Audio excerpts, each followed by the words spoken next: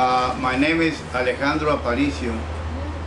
I'm 73 years old, and I work at the Corpus CCAD depot from 1966 until 1979. I had an injury that I suffered when I fell off a helicopter, and if I can remember the day, I think it was 1968 or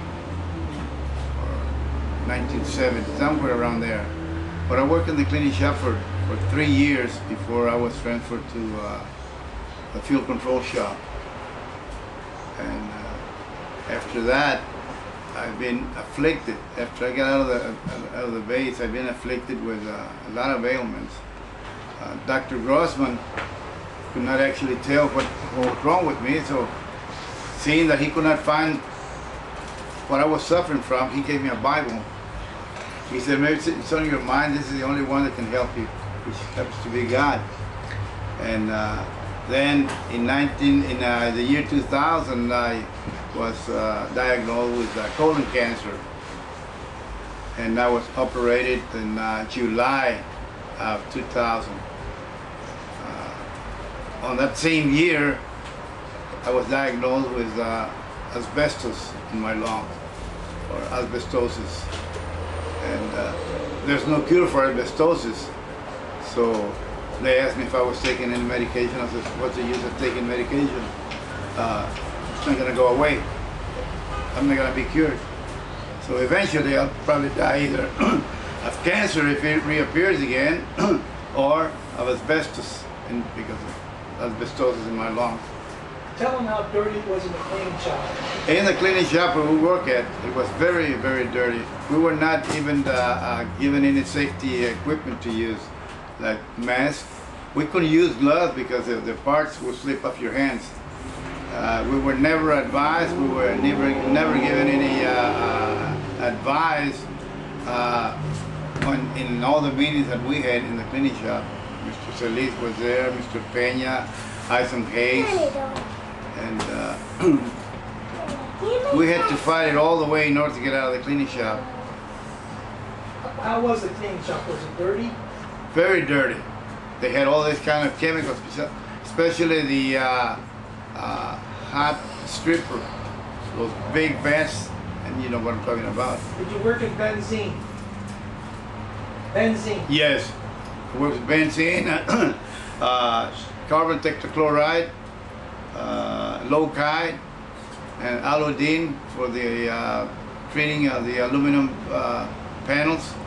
Did you work in dirt and sand from Vietnam? Yes. What color was it? It was orange.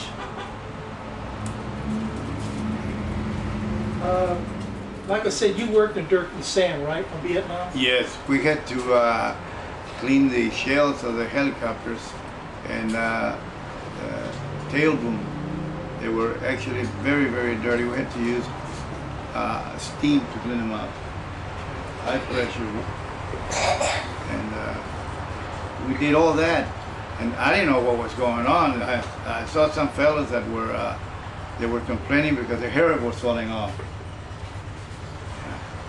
And I know Mr. Tunches worked, I think it was Hangar 43, and he passed away. Why? I never found out what happened. What actually happened. Tilly passed away. Tilly? Yeah, Tilly came down with cancer. Yeah, so did Doc Russell. Doc Russell, yeah. And his son-in-law, Harville, Randy. Oh, yes? Yeah, Randy died too. There's a lot of people that died. Recently, I had a friend of mine that passed away.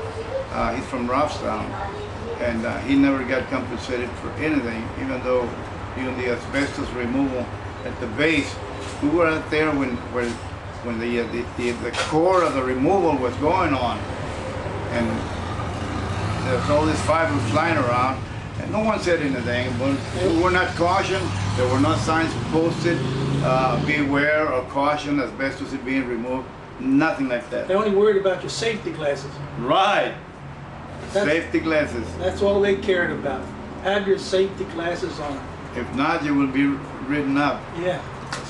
Being contaminated with asbestos, our clothes, when we come back home from after work, our clothes like I said, will be contaminated with not only the chemicals, but the asbestos fibers, and not only, God only knows what else, because we were never told what else was being used. And whenever your clothes are thrown with the rest of the family into the washer, the rest of the clothes and the rest of the family, they become contaminated. And only God knows how many people, the relatives of the workers that worked at the base, or in any other part for that matter, became sick and died. We don't know.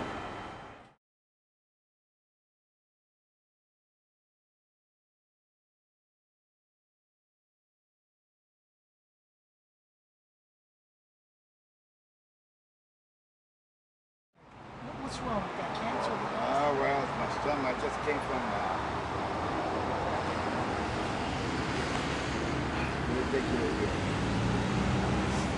X-rays over the radiologist yesterday morning. I did some pictures.